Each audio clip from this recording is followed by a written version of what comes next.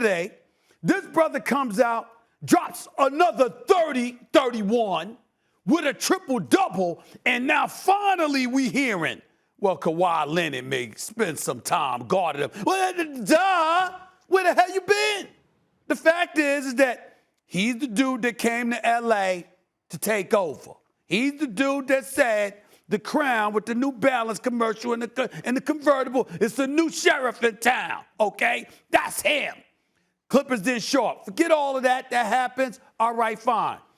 We look at Paul George and Kawhi Leonard as stars in this league, and Kawhi Leonard is a superstar in this league, not just because of what they do offensively, because they play on both ends of the floor. Paul George can lock you down. We've seen him do it. All right, Kawhi Leonard can lock you down. We damn sure have seen him do it. But against Luka Doncic, the brother giving it to them. And we all know what Dallas is without him. Why would you not prioritize stopping that brother? I'm sorry. The Dallas Mavericks, if the Clippers don't win game 2, Clippers losing this series. Look, I believe they're going to win game 2, but they better. If the question is who's going to look worse losing their first-round series, then I'm with you. You got two-way wings, LeBron and Wade, Jordan and Pippen. You get paid to show up now. I'm not even going to debate that. But who can least afford to go down 0-2 is actually the Lakers. They can least afford. Like, Clippers lose home court to a team that gave them problems in the playoffs last year. Lakers already didn't have home court and lost game 1. And that was with a compromised Chris Paul. Compromised Chris Paul. No, the Lakers are playing in the Suns a better team. And I thought Dallas was going to be better than they were this year. There was, COVID issues and Porzingis injuries as always. The Suns, I thought, were also going to be very good. And if anything, they're even a little better than I thought they'd be. The big question mark on that team was, ironically, their number 1 overall pick. The DeAndre Ayton, who's already pretty good. But that was like, but how's he going to deal with Anthony Davis? Pretty good game 1. I mean, at least game 1. Forget about how AD will respond. Like, right now, Ayton looks real. And that's on a team with a backcourt like Chris Paul and Devin Booker, and they already have home court, and now they won game 1?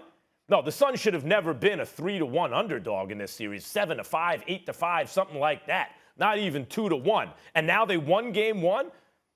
Clippers will look worse if they lose to the Mavs, but the Lakers can less afford to go down 0-2 to a higher-seeded team and a better opponent than the Clippers are facing.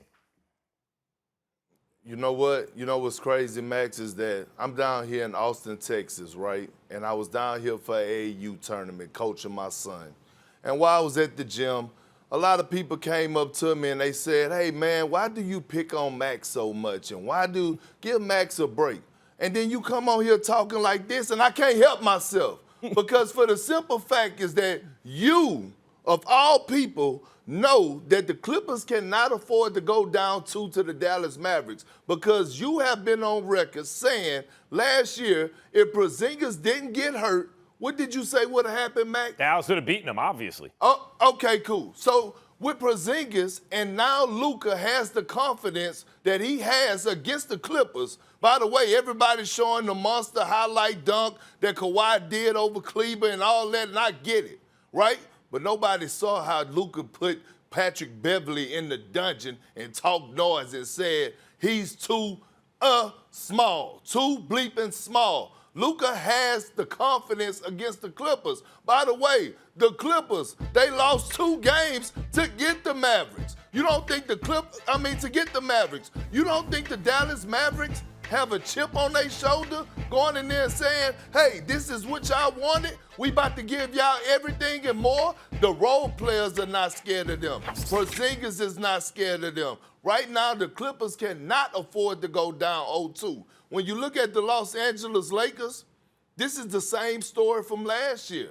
They went down to Portland. They was down game 1. We criticized Anthony Davis. What did he do the rest of the series? He came out and dominated in great fashion. We watched the Lakers do it in the second round against the Rockets when he was going against P.J. Tucker. And everybody was saying, how is P.J. Tucker at 6'5", 6'6", handling AD? He got to dominate the paint. The rest was history in that series. So look, I'm not worried about LeBron James and the Los Angeles Lakers against the Suns, especially with a not healthy Chris Paul. I am worried, and everyone should be worried about the Los Angeles Clippers against this Dallas Mavericks team. First of all, Perk, first of all, the Dallas Mavericks team that was unfortunate, had bad luck not getting by the Clippers last year was because of a Porzingis injury. But before that, Porzingis had been coming on. This Porzingis is not that Porzingis. That Porzingis was a better version and made the difference. Luka Doncic is always confident. What do you think? He's going to go into a series not confident? He's always confident. He's always a killer. But he doesn't have the same help from Porzingis, at least going into the series, that he had last year.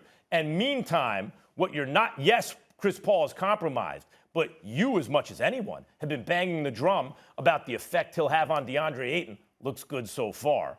And when you add that to the fact that the Suns, look at that Suns team, are clicking now, with Devin Booker playing the way he's playing now, with the role players all very effective in their roles. No. This is not the same situation as last year for the Mavericks, and you're sleeping on the Suns. Max, and you real quick, Stephen A., and you're sleeping on the Dallas Mavericks role players because Bronson is an underrated guy that comes in and give you work. Kleber could play the game of basketball. Kleber? And by the way, the last couple weeks or the last month of the regular season, Tim Hardaway Jr. was averaging around 20 points a game. He had a monster game against the Clippers. No one is afraid of them. You remember, Stephen A., everybody was talking about the Rough Riders last season and how they just be bullying people. Nobody's scared of that. Nobody believes that no more, Max. This is why I'm saying the Clippers cannot go down 0-2 because this is like a baby rivalry. Thanks for watching ESPN on YouTube. For live streaming sports and premium content, subscribe to ESPN+.